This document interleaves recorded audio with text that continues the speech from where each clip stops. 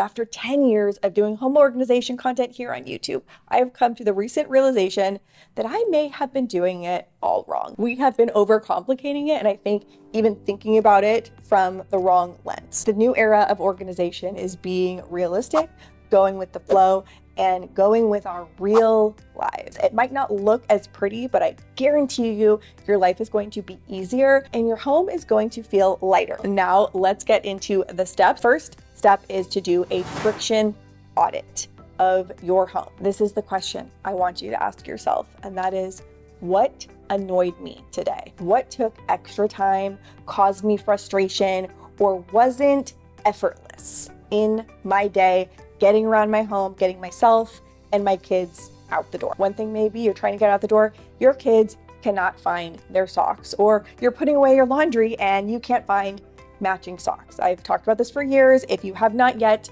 declared sock bankruptcy, that is a must. Get all your very different types of socks, donate them, start fresh with one type of sock per person in the household. When I tell you the amount of friction that this reduced in our getting out the door and also just getting laundry done routine, I cannot overstate this enough. Still have friends and family members who have been watching me for all these years who have not done this yet, and there's no more excuses. Today's the day. When I was doing my friction audit, I found that I was getting very distracted at my desk, and it was making me not want to sit there, but also it was making it harder to focus. So I decided I needed to not only declutter my desk, but make it more functional so that it was a place I wanted to be. And when I was there, I was focused on work and not clutter. So I wanted clean, minimal, but also aesthetic and comfortable.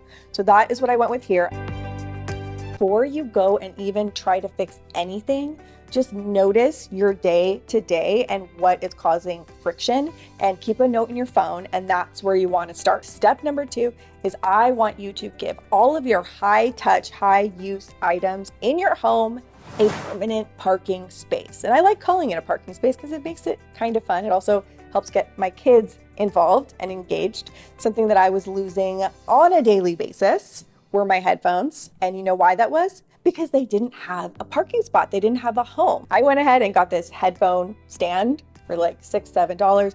Now I always know where it belongs and where it's going to be. So think about the highest touch items in your home, the ones that are getting lost the most frequently, and then they have a home base. Another one I did years ago that works incredibly well, I put magnets on the back of my remote, and it's right near where the television is, but the remotes have the magnet on the back and they stick in their place. So there is no question, no confusion of where they go. There's also this little adhesive remote holder that you can put on your wall, near the light switch, wherever is convenient, and store your remotes there. So your task for today, I'm going to put all of this in the description box because I want us all to take action after watching this video.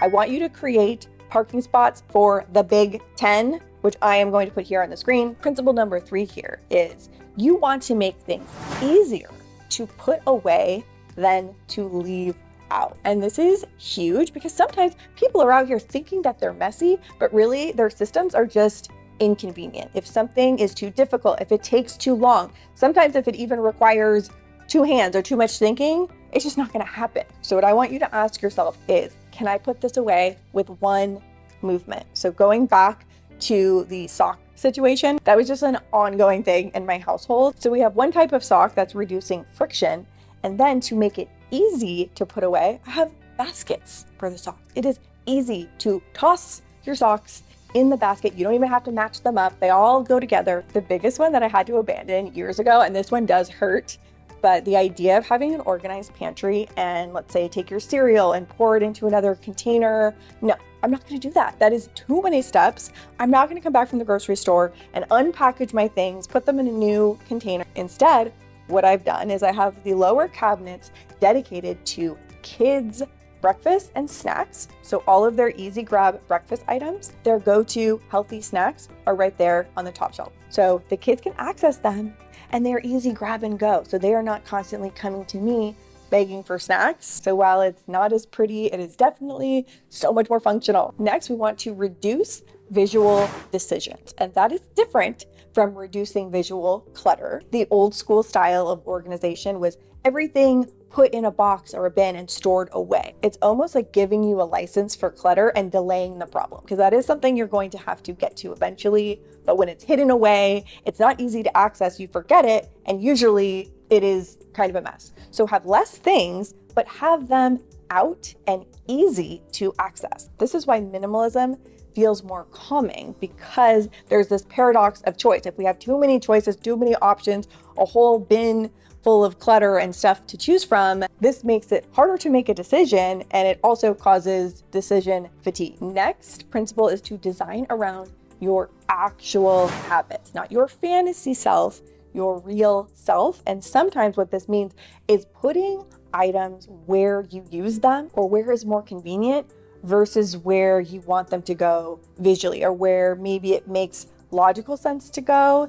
You need to put them where you're actually using them. One of my favorite things I've done, people even judge me for this, but I moved all of the kids' clothes and their drawers in the laundry room, because just that added step of having to get all the kids' laundry, which is just never ending, and it was always stressing me out, I put their drawers in the laundry room. So they don't have to go anywhere. It's all living in a small ecosystem, and their hamper is in there too. And again, I know it's a little weird. Everyone keeps their clothes in their room, but why do we have to do that? Next up is to consider upgrading the items in your home that get the most usage, the most daily interaction and touch. Those are the things worth investing a little bit more in.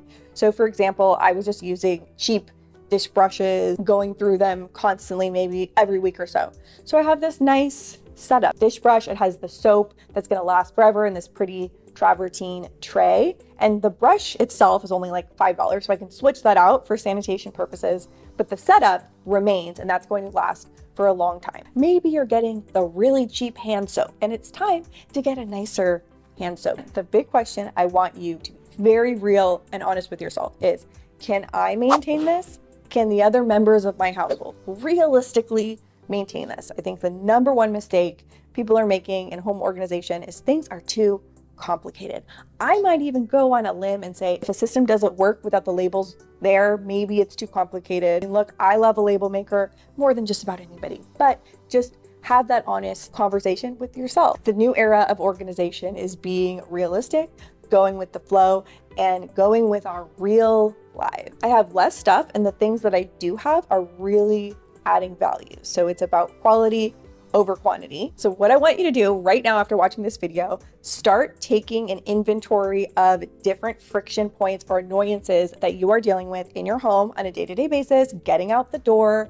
And then also, I'm going to have a list of the top 10 items I want you to find a parking spot for in your home. Just do that, and it will start the process and the mindset shift that organization should be easy. Thank you so much for watching and for being here, and I will see you soon with a new video. Bye.